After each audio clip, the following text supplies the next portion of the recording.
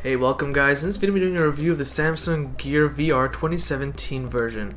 And this is the particular version that finally comes with a controller. Now it shouldn't come as a surprise that this released with a controller, especially considering that's powered by Oculus technology, and taking consideration that the Oculus Rift also recently released a controller. I find the controller to be the perfect size. That trigger at the back just feels really natural to hold, it's easy to press, along with the other buttons, all placed well perfectly.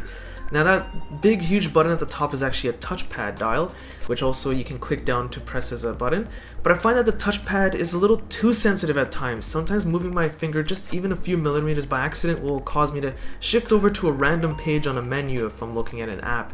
The other problem I find is that it's powered by two AAA batteries. Unfortunately, there's no battery built inside to just recharge the controller itself. And what's more is that some apps require that you're constantly touching the touchpad for some bizarre reason. If you let it go for a while, it'll force the app to pause if it's a video, for example, and force you to touch the touchpad again. Doesn't make any sense. Now, I find the Gear headset itself to look really cool and kind of futuristic. There's a focus ring at the top, and if you're like me and you wear glasses, it's not very comfortable to use with a VR headset. Thankfully, I don't need to wear my glasses with the headset. You can adjust the focus ring so you can actually use them without your glasses on, which is great. All the control buttons like volume and touchpad controls, if you can't use the controller, are over on the right side, and over on the bottom is where you have a USB-C port, so you can actually charge your phone while you're using it at the same time. If you don't have a USB-C charger, well, they include an adapter in the box compatible with a micro USB port. But once you take the protective plastic cover off and you replace it with your phone to use the actual VR headset, it looks kind of corny and cheesy. It doesn't look that clean, which is kind of a weird choice. So Samsung provides an extra ring strap which you can attach anywhere you want. And what it's designed for is actually storing and holding the controller, which does the job, but it looks extremely cheap and is kind of flimsy. Now this VR headset supports devices as far back as the Galaxy S6 and the Galaxy Note 5, and depending on your device size you can always adjust the notch, which is kind of hard to reach. So you can change it to a smaller device or larger device compatibility. Now as for the port connector, there's a micro USB port connector, but if you have a USB-C Galaxy device, well, there's actually an adapter you can just kind of quickly swap on the fly. It's really fast to do. Now I've used the headset for 45 minutes continuously on different segment tests, and each time I find it to be really comfortable. I don't sweat too much. In fact, I sweat almost nothing at all.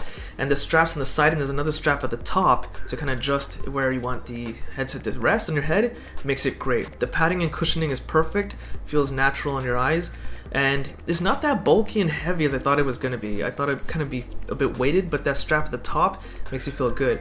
One thing to keep in mind is that the headset might kind of shut off on you after about 45 minutes. It'll give you a warning that, hey, your phone is starting to get too hot, it's best to take it off and let it cool down. Now the main menu of the Oculus app, which automatically starts once you insert your Galaxy device, is pretty clean. It's easy to navigate. You have dozens and dozens of apps, which is great because I was actually thinking there might be a huge lack of content here.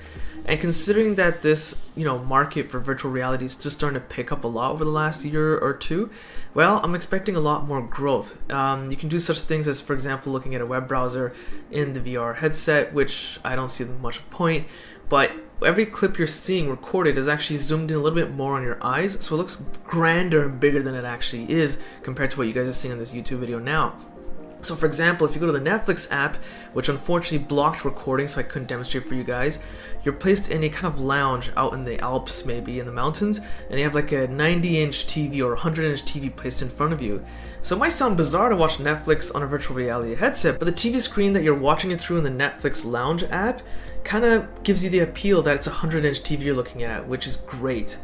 Now here's the problem. Some animated content looks fantastic, like video games for example, they look great.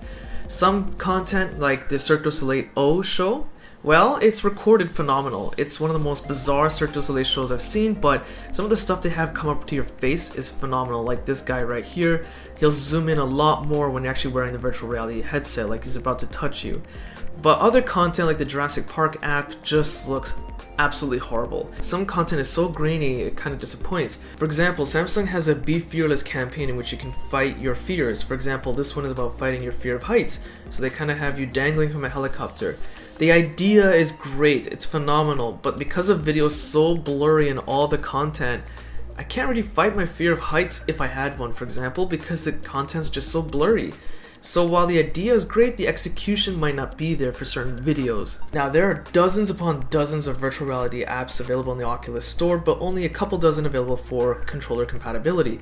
Now I do expect the list to grow rapidly considering that the controller release is just very recent, and they kind of range in price from free and then kind of jump straight up to $3 to $11, give or take, depending on the video game. The controller and sensitivity and motion, the fluidity, is fantastic. It actually puts a lot of Nintendo's previous efforts to shame. It's kind of funny considering that this is being powered by a cell phone. All in all, the biggest improvements over the previous headsets from Samsung or with the controller, ironically the controller is where it has its biggest problems.